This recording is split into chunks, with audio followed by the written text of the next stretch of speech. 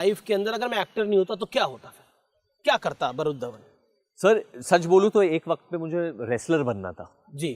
Cricketer तो सबको बनना है बचपन में, बट मेरी बॉलिंग इतनी स्विंग नहीं होती थी तो I gave up on that dream, और इतनी फास्ट भी नहीं थी, बहुत स्लो होती थी। बट हाँ, लाइमलाइट में हाँ, लाइमलाइट। बैंकर कहीं नहीं बनना था, दूर दूर बैंकर नहीं बनना था, बट मुझे इवन होस्ट भी, मेरे को एंकर बनना था सर बहुत टाइम। न्यूज एंकर बनना था टाइम पर। तो न्यूज कैसे प्रेजेंट करते? सोचिए अभी आप आर पार को प्रेजेंट कर रहे हैं। अच्छा, आर पार को तो कैसे प्रेजेंट करते? ओके, नमस्कार दर्शकों, आज मैं वरुण धवन जुड़ा हूँ अमीश देवगन के साथ। ये अजय देवगन से कम नहीं है, बाकी बहुत ऊंचे बहुत सारे नेताओं को उन्होंने लाइन पे लाया है, और हम यहाँ पे खड़े हैं बहुत पावन धरती पर, संसद भवन के बाहर, नॉर्थ ब्लॉक साउथ ब्लॉक के बाहर, और यहाँ पे बहुत ही अच्छी हवा चल रही है। अमीश जी, मैं आपसे पूछना चाहता हूँ ये प्रश्न जी कि आपके जिंदगी में सबसे कठिन जो इंटरव्यू रहा है वो कौन सा रहा है और किसके साथ रहा है? मुझे लगता है कि स्वर्गीय अजीत सिंह के साथ सबसे कठिन इंटरव्यू रहा है।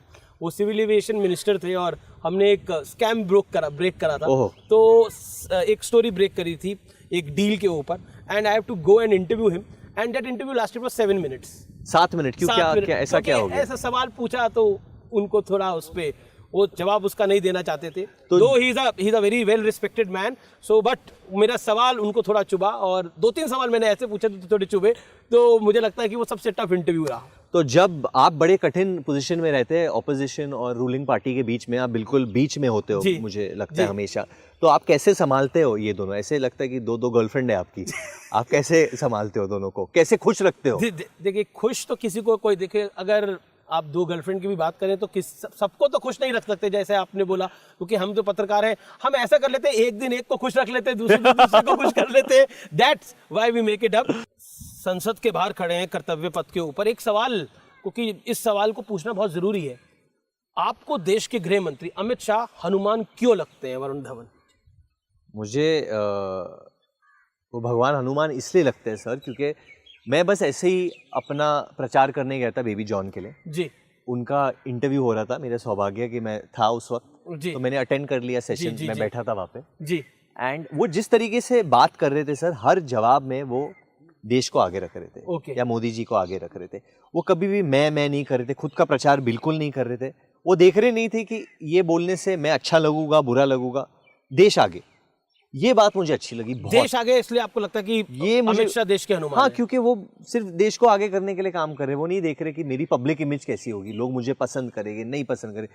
ही सिंह कंट्री फर्स्ट। इस आपके जवाब के बाद आपको लोग बोलेंगे कि देखिए ये भी सरकार के पक्ष की बात कर रहा है, संघी हो गया है, राइट विंग हो गया, क्या कहना चाहेंगे? नहीं सर, क्रिटिक्स को क्या जवाब देना चाहेंगे? जिनको बोलना है बोलने। तो सर मैंने बहुत बार, मैं ज्यादा पॉलिटिकल इंसान हूँ नहीं sir.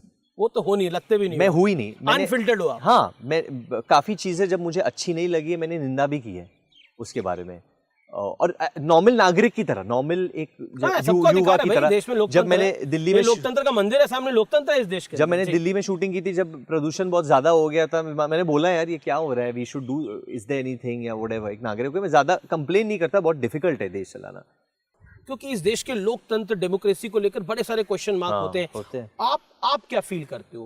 What you have to से भारत के लोकतंत्र के ऊपर, भारत में जो स्वतंत्रता है, आज बोलने की आजादी है, उसके ऊपर आपका क्या विचार है?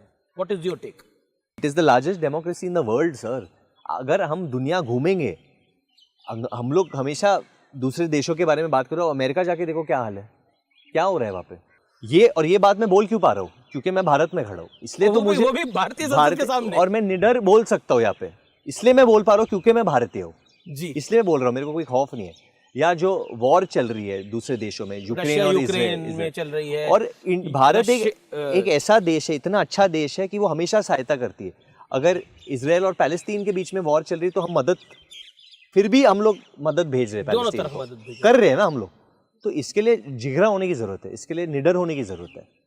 मैं आपसे जानना चाहता हूँ, इंडियन कल्चर, भारतीय संस्कृति आपके लिए कितनी महत्वपूर्ण है? सर बहुत महत्वपूर्ण है। क्यों महत्वपूर्ण है? बचपन में समझ में नहीं आता, बचपन में वो it's cool, it's not cool, you know, we should not be like that. But जब आप थोड़े बड़े हो जाते हो, थोड़े मिच्योर हो जाते हो, तब आप जान पाते हो कि यार हमारे ग्रंथों में, हमारे भगवत गीता में हमें सिखाया गया है कि जिंदगी कैसे जी जाती है। जब आप किधर अटकते हो जिंदगी में, आप भगवत गीता कहीं भी खोल लो और पढ़ लो थोड़ा बहुत, आपको बताएगा कि आप जिंदगी कैसे जियो, ये प्रॉब्लम से आप कैसे निकलो। भगवत गीता आपने पढ़ी हुई है, पढ़ी हुई है, फॉलो करते हो? हाँ फॉलो करता हूँ सर, क्योंकि और वो वासुदेव बचपन से मम्मी ने हमें सिखाया, ये बुक्स हमारे घर पे वेदस, महाभारत, रामायण, वेदस, भगवत गीता। एक बहुत आरोप लगता है फिल्म इंडस्ट्री की चलो ऊपर। फिल्म इंडस्ट्री की बात कर ली तो मैं चश्मे पहन